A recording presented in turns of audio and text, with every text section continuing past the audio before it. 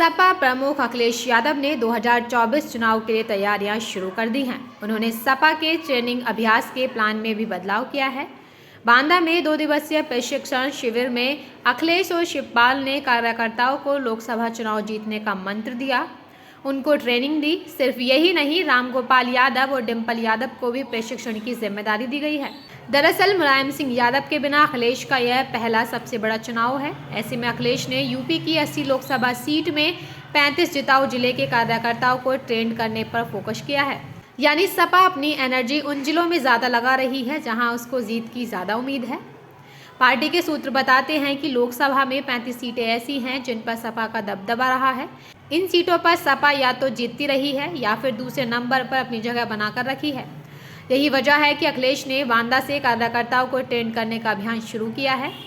बांदा में 16-17 अगस्त, फतेहपुर में 17-18 अगस्त और फिरोजाबाद में 20 से 21 अगस्त को होने वाले प्रशिक्षण शिविर में अखिलेश शामिल होंगे। सपा के ट्रेनिंग प्लान में बदलाव की वजह क्या है? ट्रेनिंग में किन चीज़ों को फोकस किया गया है?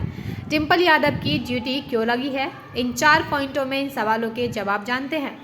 सपा जातीय उम्मीदवारों की सूची तैयार कर रही है। जातीय समीकरण समझने के लिए सबसे पहले बांदा का जिक्र करते हैं, क्योंकि अभी सपा का ट्रेनिंग शिविर यहीं चल रहा है।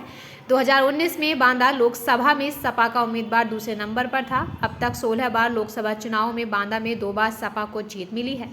2004 और 2009 में सपा प्रत्याशी ने जीत दर्ज की थी। तो 2014 की मोदी लहर में भाजपा के भैरव प्रसाद मिश्रा ने जीत दर्ज की।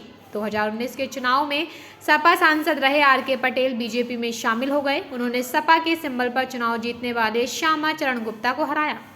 अल्पसंख्यक, पिछड़ा और दलित पर फोकस करते हुए सपा जातीय उम्मीदवारों की 3 सूची तैयार कर रही है। जातीय समीकरण में वोट बैंक के अलावा गठबंधन में मिली सीट पर भी सपा फोकस कर रही है। दूसरा, सपा का वोट बैंक और बूथ मैनेजमेंट पर फोकस है। इंडिया गठबंधन में सीट बंटवारे में अभी वक्त है, इसलिए अखिलेश यादव संवाद के जरिए वोटरों को सपा से जोड़ने में लगे हैं।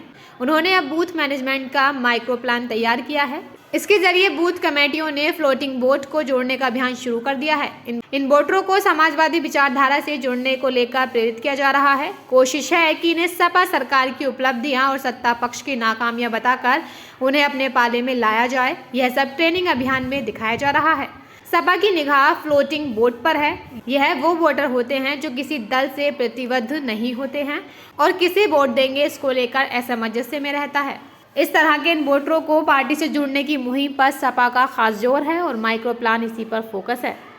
तीसरा, सपा ने ओबीसी, दलित और अल्पसंख्यकों को प्रतिनिधित्व दिया है। पार्टी ने हर बूथ पर 10 सदस्यों की कमेटी बनाई है। इसमें ओबीसी, दलित और अल्पसंख्यकों को प्रतिनिधित्व खास तौर पर दिया गया है। इस कमेटी के सदस्यों से कहा गया है कि वह अपने बूथ पर कम से कम 100 वोटरों से संपर्क कर उन्हें सपा के बारे में बताएं और सुनिश्चित करें कि वह चुनाव में सपा का साथ देगा। संपर्क का काम संपर्क वाले वोटरों का पूरा रिकॉर्ड रखा जाएगा। बूथ कमेटी के ऊपर सेक्टर कमेटियां बनी हैं। हर सेक्टर कमेटी 10 से 12 कमेटियों का कामकाज का देखा करेगी। चौथा, सपा का क्षत्रिय समीकरण से ज़्यादा सीटें जीतने का प्लान है।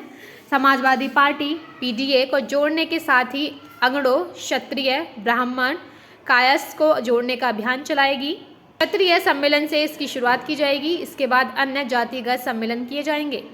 ट्रेनिंग अभियान में इसकी जानकारी दी जा रही है। समाजवादी पार्टी के मुखिया अखिलेश यादव ने लोकसभा चुनाव की तैयारी शुरू कर दी है। इसके लिए उन्होंने एनडीए को जवाब देगी पीडीए का नारा दिया। गौरतलब हो कि समाजवादी पार्टी के पिछले कुछ चुनावी परिणामों को अगर देखा जाए तो 2012 के उत्तर प्रदेश विधानसभा चुनाव परिणाम के बाद से समाजवादी पार्टी के हिस्से करारी हार आई है। चाहे वो 2014 के लोकसभा चुनाव हो, 2017 के विधानसभा चुनाव, 2019 के लोकसभा चुनाव और 2022 के विधानसभा चुनाव को हर बार समाजवादी पार्टी को बीजेपी के हाथों हार का सामना करना पड़ा है। निकाय चुनाव 2023 में एक भी मेयर नहीं जीत पाई, तो वहीं 2 एमएलसी की सीटों पर समाजवादी पार्टी विपक्ष एकता में सबको एक नहीं कर पाई है।